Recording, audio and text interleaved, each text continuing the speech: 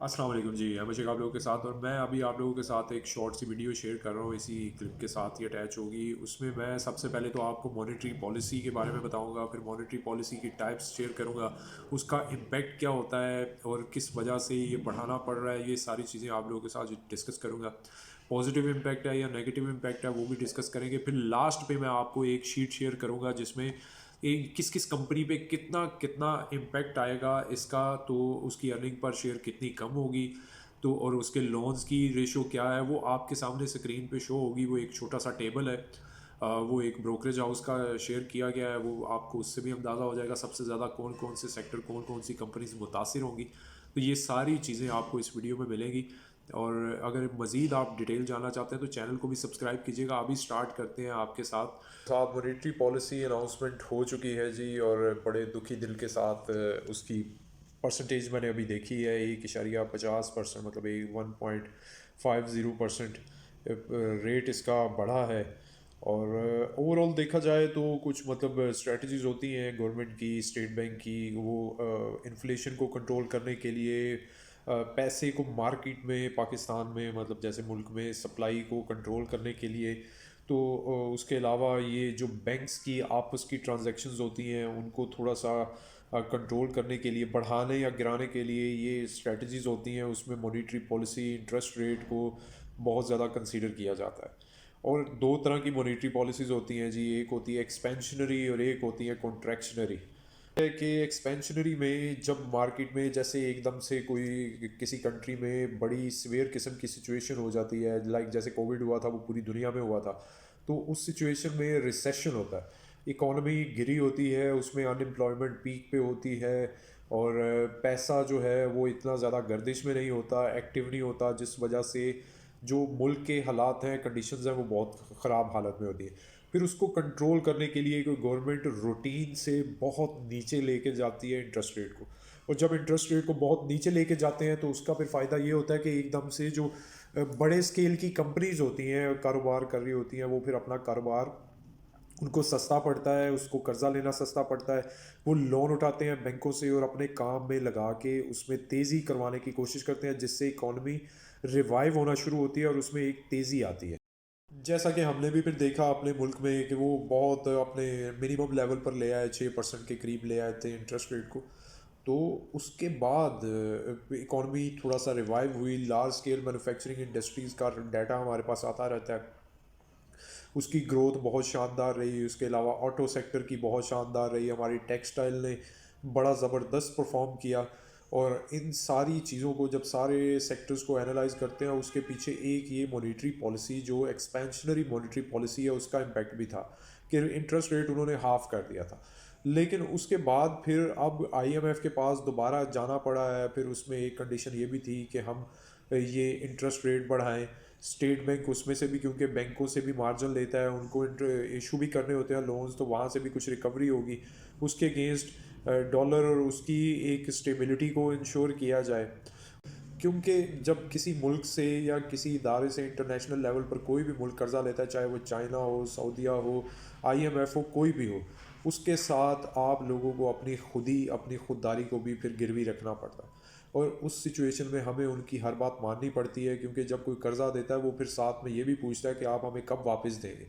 तो ये इदारों का और इंटरनेशनल लेवल पर होता है, डिफरेंट कंट्रीज़ मिलकर कर्जा देती हैं आईएमएफ के तवसत से किसी भी मुल्क को। तो वो फिर आपस में फिर आपको शराइत भी बताती हैं कि आप इस तरह से अगर बिजली का बिल बढ़ाएं, आप कर्ज़े कम करें, आप इंटरेस्ट रेट बढ़ाएं, वहाँ से मुनाफा लें, इस तरह से आप जो पैसा इकट्ठा होगा उसको हमें कर्ज़ा लौटाने में इस्तेमाल करेंगे। तो ये होता है जी।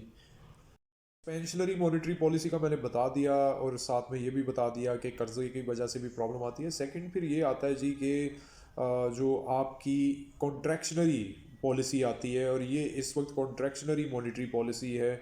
इंटरेस्ट रेट बढ़ाया जा रहा है और एक जंप में मैं इतना ज़्यादा एक्सपेक्ट नहीं कर रहा था, और मेरी एक्सपेक्टेशन थी कि 0.25%, मतलब 0.25% ये इंटरेस्ट रेट बढ़ेगा, या मैक्सिमम 0.50%।